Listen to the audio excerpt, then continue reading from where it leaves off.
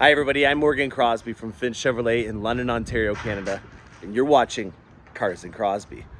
I'm year to year. It's Friday, it's delivery day. I got 2 Corvettes that are going out today, and I tell you guys, every time that I have a new Corvette build delivery going out, it is just another opportunity for me to be able to have the same kind of enthusiasm and passion that I had when I first got my delivery. I kind of live it with you guys. And this one's giving me the feels. I really enjoyed this project because sometimes you don't know what the end project's gonna look like until you finish it, especially when you're using new materials and new builds. And that is definitely the case on today's episode.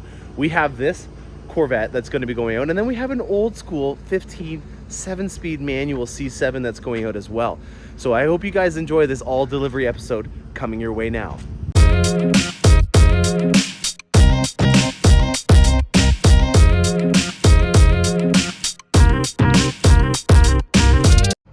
It's a beautiful Friday morning, and check it out, guys. The sun is shining on it, and with that, suns have flares of light, and when the light hits this Corvette, you see the flares reflecting back in the paint with that orangish golden hue. And that to me is just one of the coolest colors because it's kind of a pun every time that it happens with the sun shining on it. Let me introduce you guys to a silver flare metallic hardtop convertible, non-Z51 with magnetic ride control. We've painted the top of it in the carbon flash metallic to also reflect all the accents that we've done in carbon flash metallic. So the secondary color on this would be carbon flash metallic. We have a set of beautiful Vossen HF5s, which are what are on my dirty Corvette over there in the summer. Right now I still have the winter tires on it. It's filthy. I'm not even going to show you it. I brought her in just to be able to see one of her sisters go home, but she's not worthy of being on camera right now. She's a little dirty. All right, back to the bell of the ball. So we have the HF5s, which in my opinion are what the Trident spokes should have looked like from the factory, with a beautiful intricate spoke design. We also have on here the red valve stem caps from Vossen. And then we have a red caliper, which we're gonna be having that theme tie in on the inside once we go in there. I also have the 1VM rocker panels from ACS Composites on here. They have a lot cleaner of a look near the back end without having that lip. And as you can see, the theme of this Corvette is a sleek, clean look. Look at the lines on this Corvette when you have the low profile spoiler on it. It is like a blade. It's almost like blade silver almost in a way, but it's just the lines on it are so well complemented with this low profile spoiler.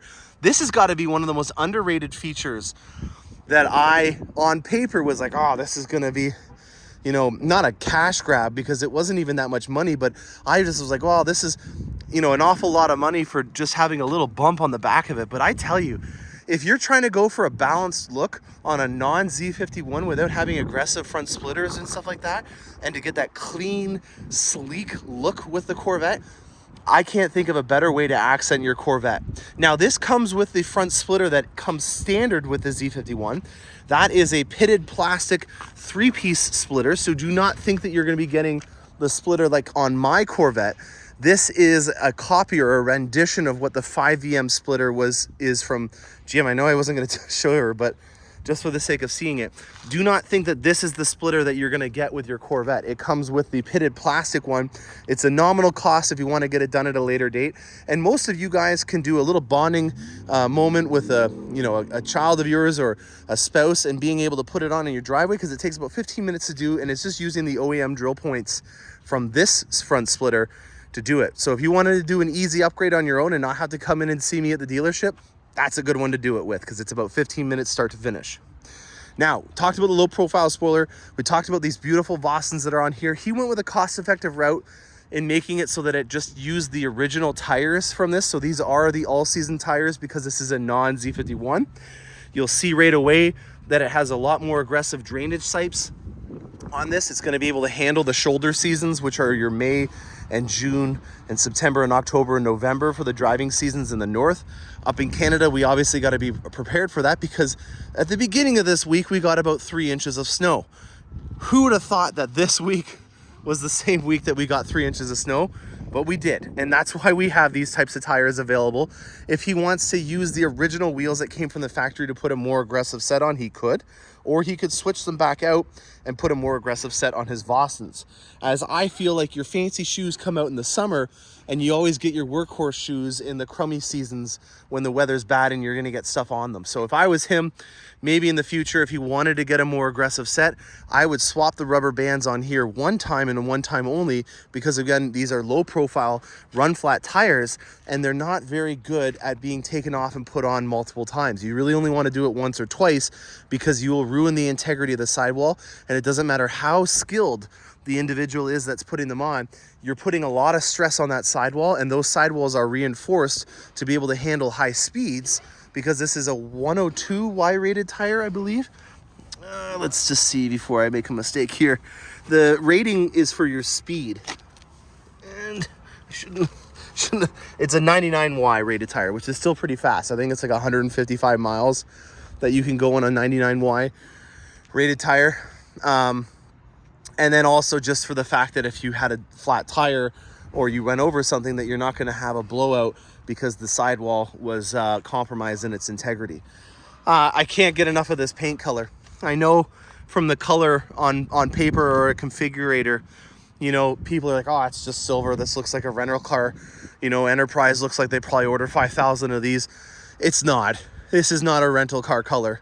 This has got some character to it, and I dig it. I think that not jet black, I think that carbon flash metallic is a great accent for this color. And now let's bring the red accents that are on the vehicle through the taillights and the calipers and the valve stem caps into the interior. Now, this time around, I'm not going to try to open the door and be an eager beaver to get inside. So I'm going to just do it all the natural way, which is by hitting the unlock button and then holding down this button here. Unfortunately, you do not have the ability to just double tap it. You have to hold it down the entire time. There's your look at what it looks like inside of a hardtop convertible's deck lid over top of the engine. And here is your look at a two-tone Adrenaline Red interior. You can take the top off while you're driving, but how fun is it to think that you can prime your vehicle by hitting the remote start button and then take the top off, all while you're still paying for your bill at the restaurant while everyone's gazing and wondering who the hotshot is with the Corvette. This here is a really good value interior. You don't have to buy a 3LT to get all these accents. And in my opinion, if you're not really interested in getting fancy pants, leather on the dash and everything, or getting the red stitching from the 3LT, this is a really great way of doing it and putting your money into other things like Vossens or ground effects or option paints, and you get the idea. This red stitching is only available if you do an Adrenaline Red interior on a 1LT, 2LT, or a 3LT. If you're wanting to get black and have red stitching, you have to go all the way to a 3LT to do it. So in my opinion, if you're wanting to get a lot of cool contrasts and have red as an accent, this is a really great way of doing it without having to spend an extra $3 or $4 grand, depending on what country you're in, for the vehicle. These here are an amazing contrast as well when you have just the nice Napa leather that's been stitched with red. You've got a polished aluminum cover with a nice Corvette Twin Flags logo. This is meant to have your seatbelt in it, so I'll do it properly for the customer. Then you got nice black accents here all over the place. The contrast that you see from the materials is spot on with any high-end vehicle that you would see on the market in this day and age. And that to me is really humbling to know that a Chevrolet has a world-class interior in it, and you can have it too for a reasonable price.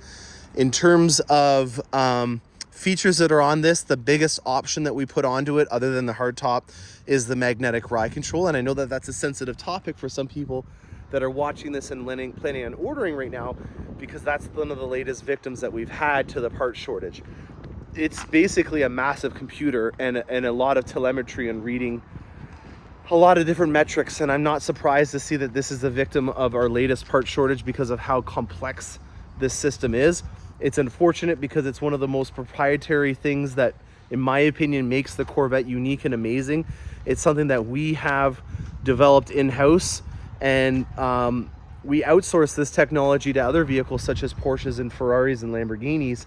And to think that this is an item that we can't even get ourselves is a little upsetting. Uh-oh. Oh, she's just a fast one. No montage needed today. So magnetic ride control is on this one. This would be considered an FE2 suspension because it does not have the Z51 package on it.